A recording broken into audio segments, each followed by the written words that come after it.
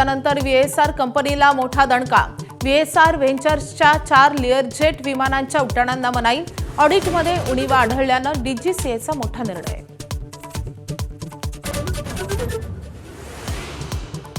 मुख्यमंत्र्यांच्या वर्षा निवासस्थानी भाजपच्या कोर कमिटीची रात्री उशिरा बैठक। राज्यसभेच्या उमेदवारीबाबत आणि नव्यानं घोषित करण्यात आलेल्या कार्यकारिणी संदर्भात बैठकीत चर्चा।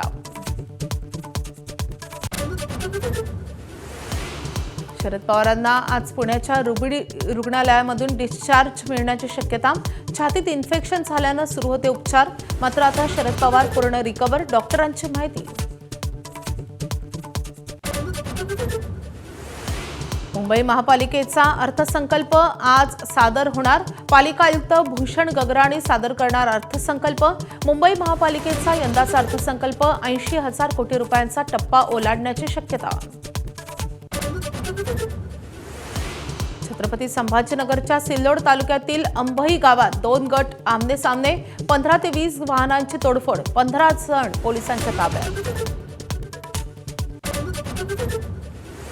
राष्ट्रपती द्रौपदी मुर्मूंच्या महाराष्ट्र दौऱ्याचा आजचा दुसरा दिवस। बुलढाणा आणि नागपुरात विविध कार्यक्रमांना लावणार हजेरी। बदलापूर स्त्री बीज विक्री प्रकरणी आणखी एका महिलेला अटक। उल्हासनगरमधल्या भगवानदास रुग्णालयात सोनोग्राफी विभागात काम करणाऱ्या महिलेवर कारवाई।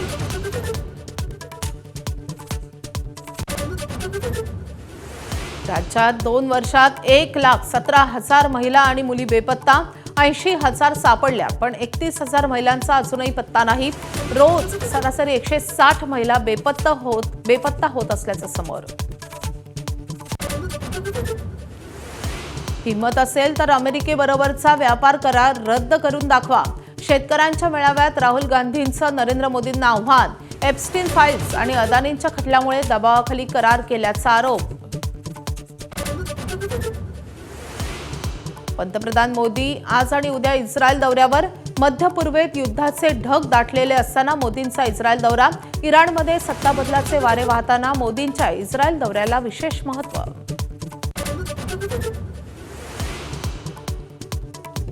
शंकराचार्य स्वामी अविमुक्तेश्वरानंदांनी दाखल केला अलाहाबाद हायकोर्टात अटकपूर्व जामिनासाठी अर्ज।